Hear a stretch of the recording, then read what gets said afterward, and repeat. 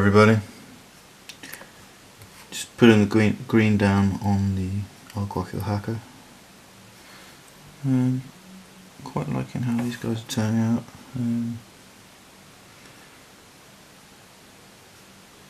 I think I prefer this process for putting the green on. It sort of starts to move away from using undercoat as a key part of shading, highlighting. It allows you to sort of make a softer edge to everything. If you ever look at reality, there are no hard edges in reality. We do make them. We make stuff that look like it has hard edges, like our buildings and such, or simple geometric forms. But actually everything's fractal.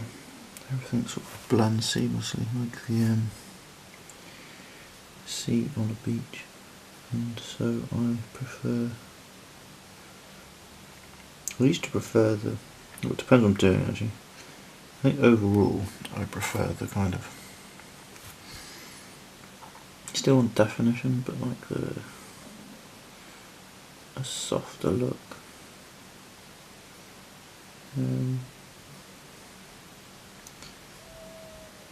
But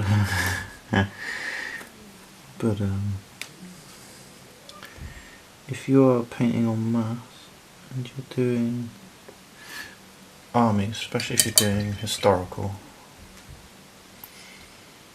well, not historical, just anything with a uniform really, or a consistent uniform, where you're painting lots of stuff, black undercoat, use the black shading. Easiest, fastest way to get it looking decent.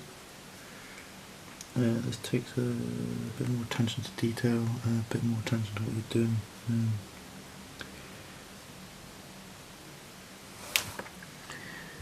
And yeah, I don't mind, I'm doing this for you as well as for me. So it has to be as good as I can do it, really. Is as good as I can do it, I don't know. But now I've got inks, the other thing I'm quite excited about is doing JSA, because I'm going to do JSA completely differently. I think I'm going to do the JSA with sort of copying the old master style and technique as such, where I will I'll paint things in grayscale and then I will tint them. So all the shading will all be done prior to applying like things like red, so I'll be able to do all the whites in a grayscale.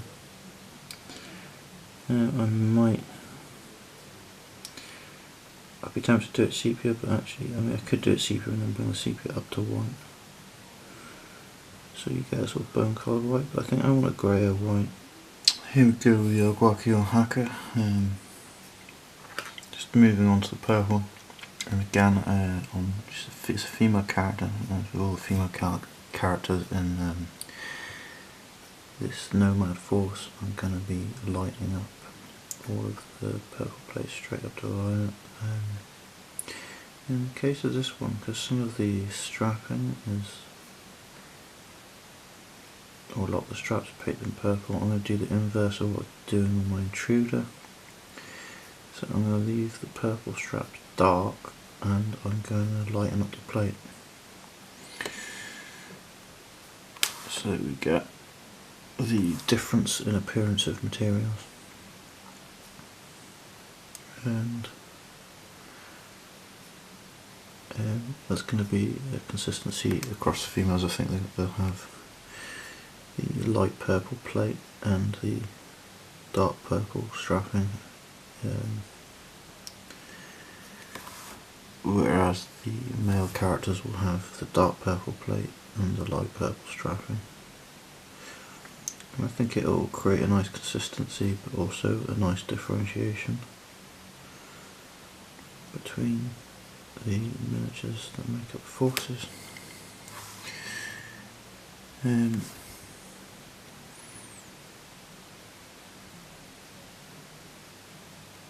Also, I do really like these kind of high contrast. I was thinking about making a hair platinum blonde, and now I'm thinking maybe I should knock it back to a more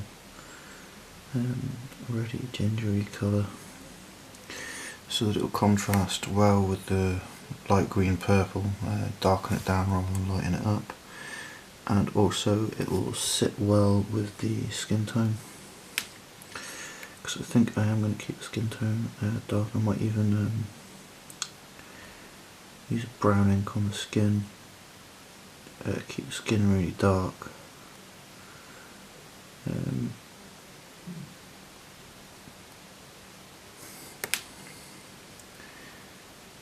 Yeah, because I think this should look cracking.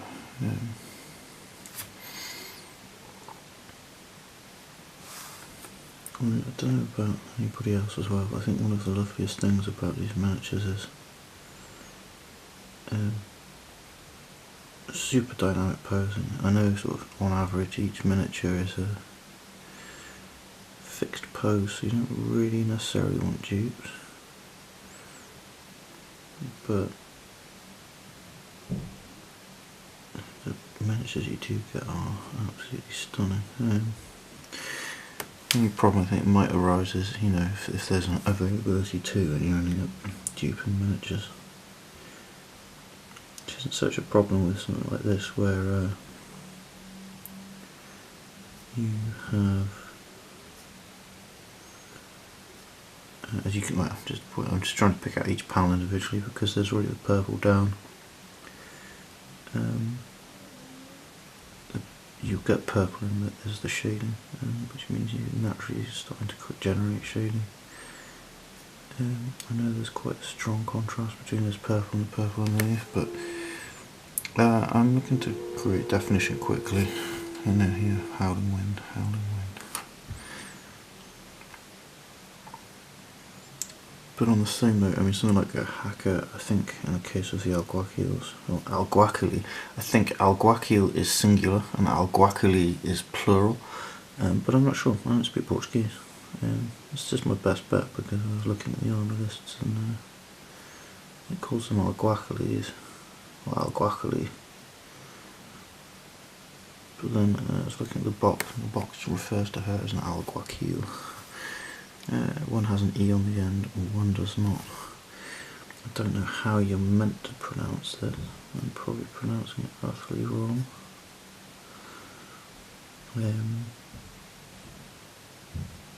But yeah, that's my understanding. Best assertion. And I'm sticking with it. So there, no. I'm sure somebody from Corvus Belly would know, or somebody who actually speaks Spanish or Portuguese. In fact, I suppose I could use internet to actually work these things out correctly and properly. And maybe I will do at some point, but I'm still just building up the forces, getting everything ready to go, and getting quite excited. I'm getting a bit frustrated now actually. I'm painting and building and painting, and I would quite like to be further along than I actually am.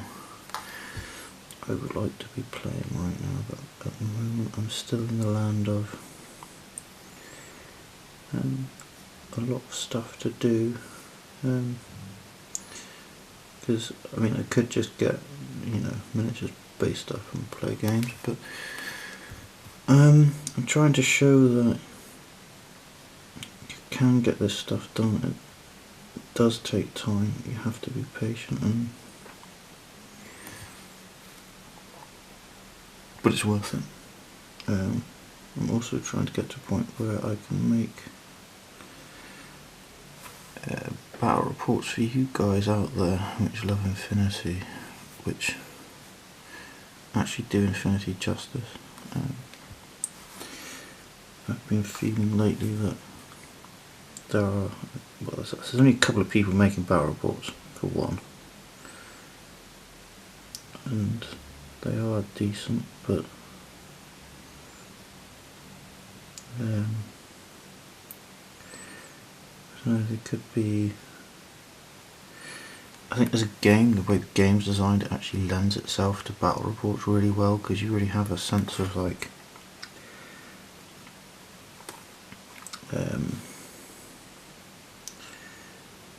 reactionary, you know, it's all about how you react and placing stuff in the right places, being there at the right time. It has a very sort of Spec Ops feel. It has a very alive feel. It doesn't feel like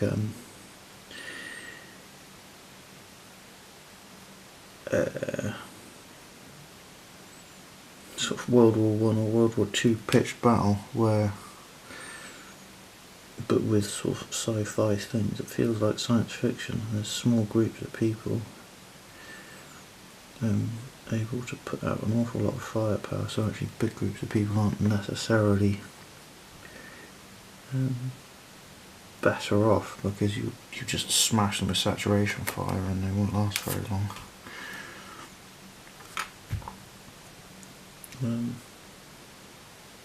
So yeah, it's I'm not sure whether this is actually meant to be a visor. I don't think it is. I think it's just meant to be like I don't know, a direct interface hacker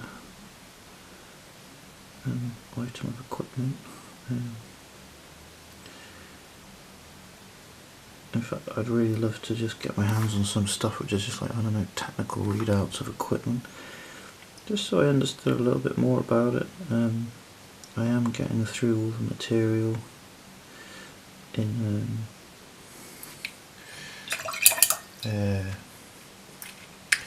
Human Sphere at the moment. I've read through all the sort of the core stuff, and it's enough to get you going, but it's sort of, you know, you always want more detail from the fluff, don't you? I'd really like to get my hands on the graphic novel, but that will be once I've got through the stuff that I already have. There's no point in getting ahead of yourself on these things. Like, if you're just playing with a group of friends and it doesn't matter whether miniatures are painted or not, then by all means just go and buy stuff, stick it on the base and put it on the table and start playing. But if you want kind of the best looking stuff you can get, as ever, take your time, don't rush it. And you can see this is a bit messy in here, and again, I mean, I like to assemble my miniatures first, and a lot of people might say that you should assemble them last, and they might well be right if you want to like paint every detail immaculately. I kind of do want to paint every detail immaculately, but on the same note, time. I am going to consider this on the boots to be plate. No, technically it's not, but I just want that top and tail to balance out the paint scheme on the miniature, so that it's not just light and dark, it's light and light. I might even go so far as to do the purple stripe on the trousers. No, I'm not. I'm going to leave the purple stripe on the trousers dark. The trousers will get, you know, they'll get a tier of highlighting done to them, so that will create separation by lining up the trousers. And that's all part of the, you know, part of the sort of process of creating definition is you base coat up this, or you undercoat. You know, it doesn't matter what you undercoat in, white, black, purple, green, or, you know, whatever, light, dark. The undercoat creates a basic tonal quality for the entire miniature. If you use a dark tone, you'll get a miniature that comes out with a dark quality, and anyway, you're going to find out about how those effects vary and changes to experiment, or just watch other people's videos. And some people say there is a best way of doing it, and I don't think that's true. I think there's just lots of different ways of doing it, and whichever suits you is whichever suits you. And you might find that one army you do it one way, another army you do it another way, and all of those ways are completely fine, as long as what you're doing suits you. Me throwing the paintbrush away. I'm not being quite in time to remove this paint before it dries, I bet. Nope. Bollocks.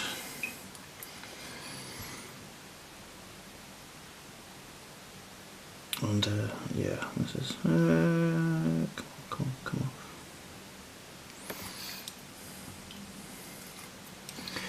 So yeah, you can remove paint, and this is as much a part of it as, I've just got 000 brush here. Still, I messed it up a bit, oops. But all of this stuff will get tied up at the end as I move forward through the process, so not such a big problem. Just an irritation, really. Actually, no, that's pretty good. It's mostly cleaned up.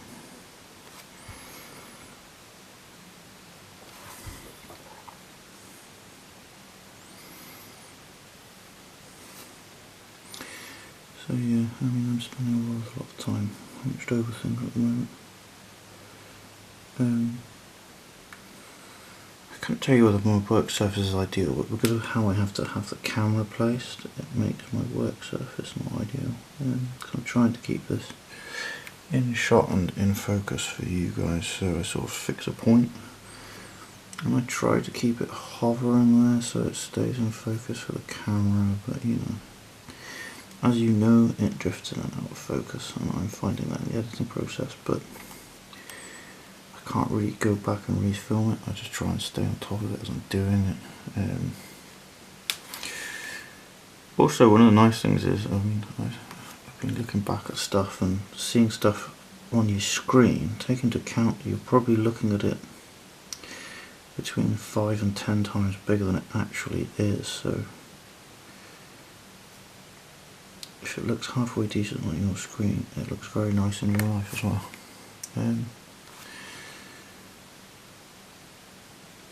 And again, the other reason for trying to taking the time to do this sort of higher quality paint jobs as I can is, one, yes, I want beautiful miniatures, but I want to do super sort of close-ups and stuff, because I think that that's where Infinity's strong point is. So if I'm filming, and I'm going to be using a lot of stills, I think, to actually do battle reports, create comic book kind of style. I already want to create cinematic appearances, and that's going to sort of stem from a comic book approach, I think, and that means taking lots of close-ups. So I don't want to be taking lots of close-ups of sort of rank and file, tabletop worthy, as in I've put a colour on them, or 2 or 3 colours or whatever. I want everything to be detailed, I want everything to be highlighted, I want everything to be clean. And when I say clean, I mean good definition, well highlighted, without any kind of blurriness about what's what. Yeah, for me, there's nothing worse than having a miniature where you can't, it's well painted but you can't really identify one bit from another, or one area of the miniature blends into another. Hence these kind of high contrast colour schemes as well, it helps to prevent that from happening. If you end up with sort of a gold, I mean I've seen some red and sort of gold colour schemes, for instance, where the red has, due to it being like a dark red with a medium red with a light red, the red's actually started to blend into the gold, so you sort of end up with a bunch of Spartans who are kind of tonally the same, and the miniature becomes very bland because of it. So yeah, that's just all the violet blue put on there. As you can see, it starts to really make the miniature pop and everything's sitting together nicely. It's not completely accurate, but again, I will create highlight edges and leading edges and fades and stuff, so like stuff like this will become a little bit less. In fact, I'm not happy in too big of a back line there. But this will all get neatened up and cleaned up, and just trying to create that definition and get that bit of three-dimensionality going. So yeah, I will get back to you once I've moved on. I think I'm going to do the grey highlights next on this one. Okay, I'll catch you in a moment. Just moving on, just going to quickly blob in the handle of the pistol. And I know it kind of knocks the colour back almost the same colour as the holster, but it's just the way of things. But as you can see, there is enough. It's a similar tone. I think there's enough to identify the pistol as being different. And we'll see when it dries. Also, I can always highlight everything up to separate it out a little bit more.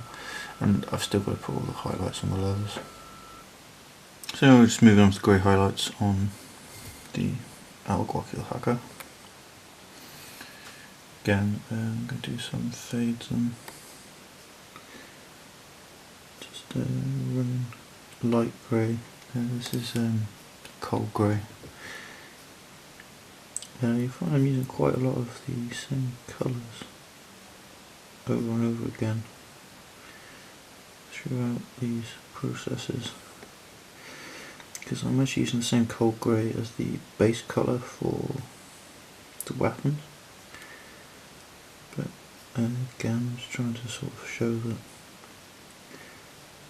by, even if you're using the same colours, by using different treatments you can arrive at different effects and different colour ranges.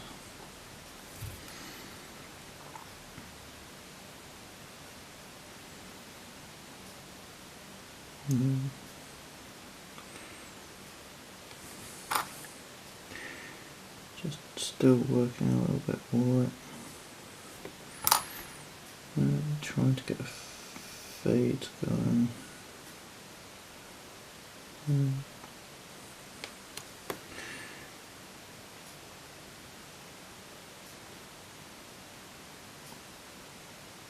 Not the easiest. But yeah, so I'm just going to be again going on more dark grey, working on the sort of leather and just trying to work. I mean, this brush is virtually empty pigment, but it's fine. Still starts to give it a bit of tonality. So all the grey is now done on the hack here. Just going to start dropping in bits of white into the grey, which is tend to go white side on the helmet here. What you would really call that helmet, or a hat. Hat or a helmet, I don't know. Just a peak really. Again, just this is going on pretty thin. It's just really to start lightening up the grey towards white. doesn't need to be completely immaculate as ever. Just sort of one step at a time, trying to bring the tonal values up and sort of sharpen everything up, keep it pretty.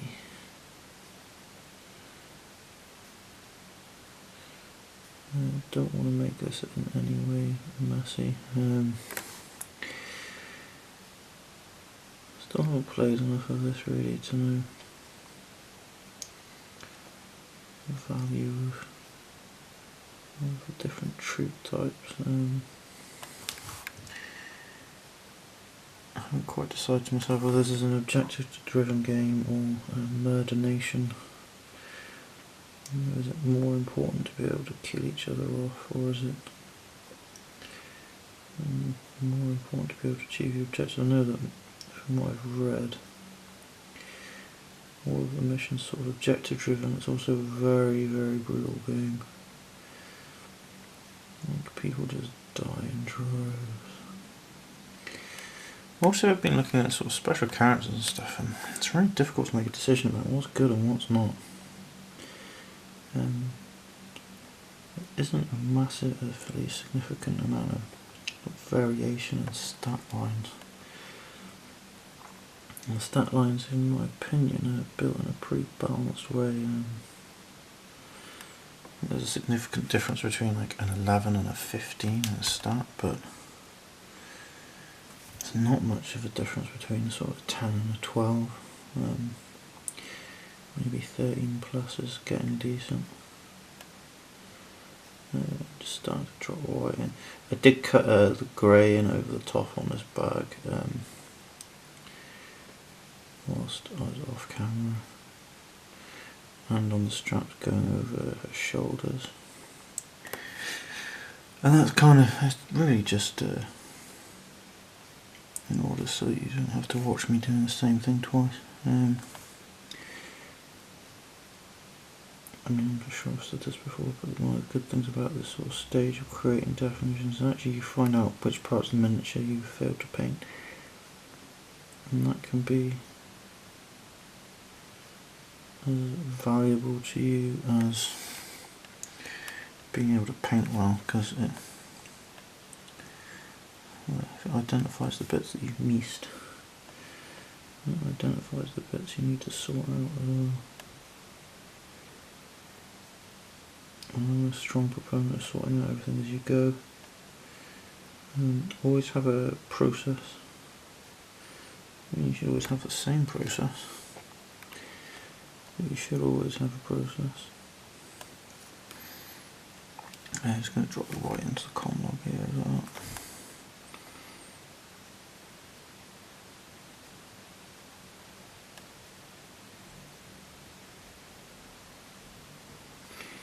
Sort of putting enough pressure in to allow the brush to fill that whole circle up. And if you're careful, in doing this, the brush will do most of the work for you. So I'm just kind of moving into final bits. I think I'm going to make her a sort of strawberry blonde. So once again, you will start to notice my propensity for using inks. I like inks. I like tinting. Inks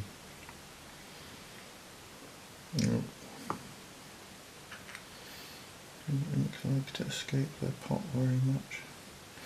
So because of that, I'm just getting a bit of my brush, transferring it onto my palette, and then I'm sealing it again because I don't want to waste any.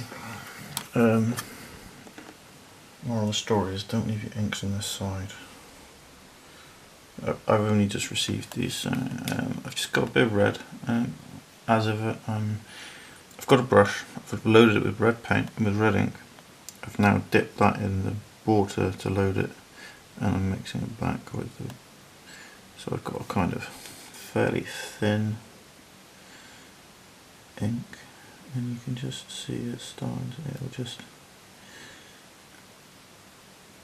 it will tint the whole thing will get into all the gaps. It will also naturally sort of shade between itself and anything that it comes into contact with. At this point I'm trying to be careful not to get it onto especially the white, because it will tint that towards red, and I don't want that to happen. So what I'll end up doing with this, you see, is I'll tint this red, which gives a strong red colour into the recesses of the hair.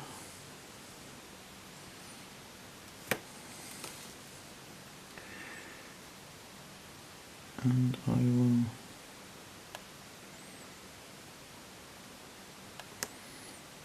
then use a bit of a dry brushing technique.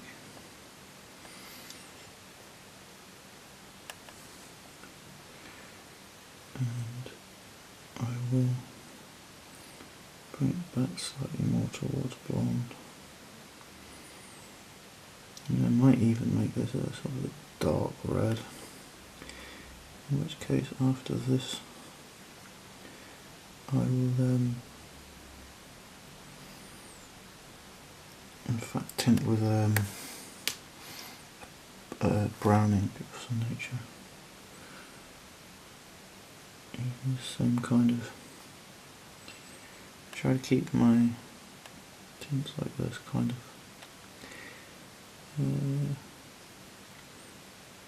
thin. I do not want this to become a problem. Also, the red gives me a bit of high contrast against the green, which really makes the hair stand out.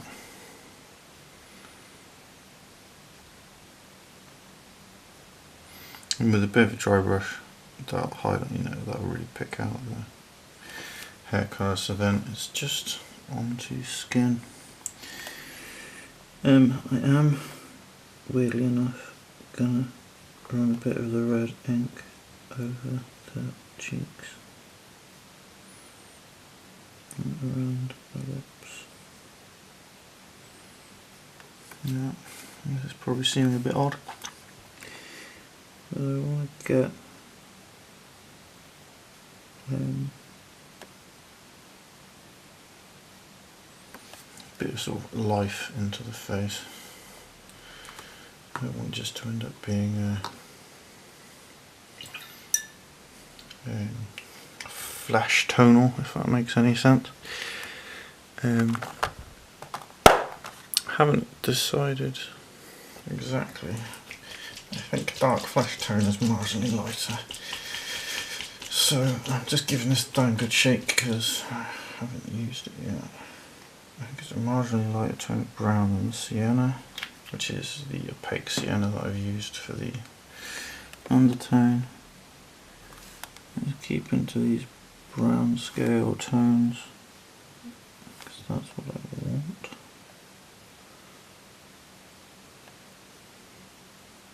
And just try to cut into the. Well, at some point I might even do makeup and such forth.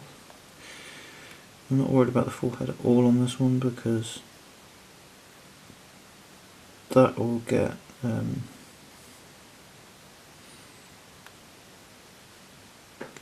sort of picked up by the shading. Is fine. It's fine to have the darkest tone in that area because I don't know if you can really see, but this isn't ever so slightly red or brown, just to create a bit of dissociation of colour tone. I'll probably end up putting some final highlights more than anything, just to try and create a bit of more obvious separation on the fingers.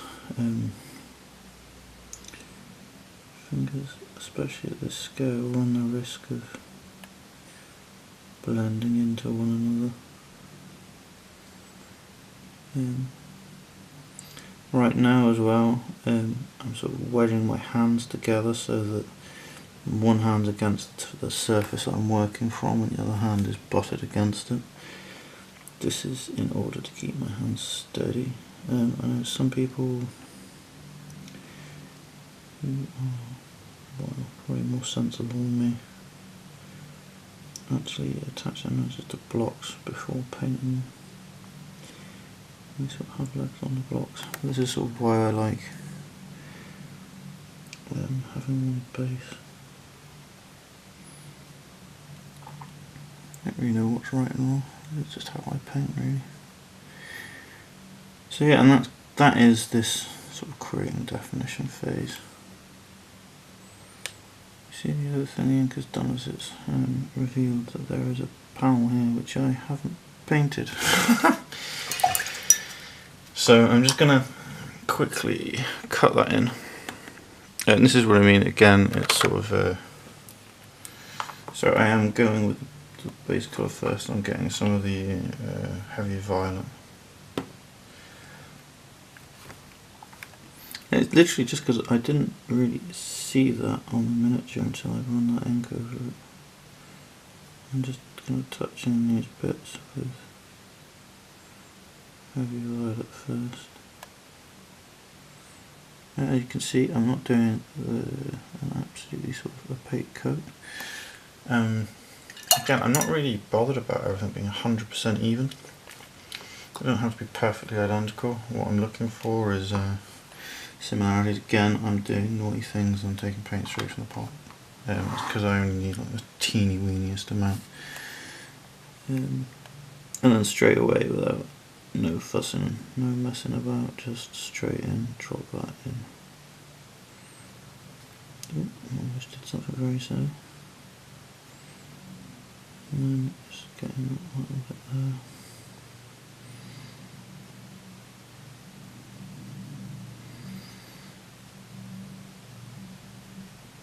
When it comes to final highlights, that'll bind all of that together still. So yeah, there you have it. That is all of the sort of all of the definition bar painting the com log. So don't hold it like that, hold it like this. This is what I mean, hold it so that your hands can brace together and actually form a solid platform, stabilise your own hand.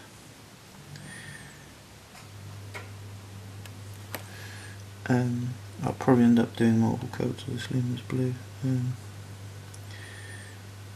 has been much denser on some points and less dense on others. So yeah, this is sort of the creating definition stage.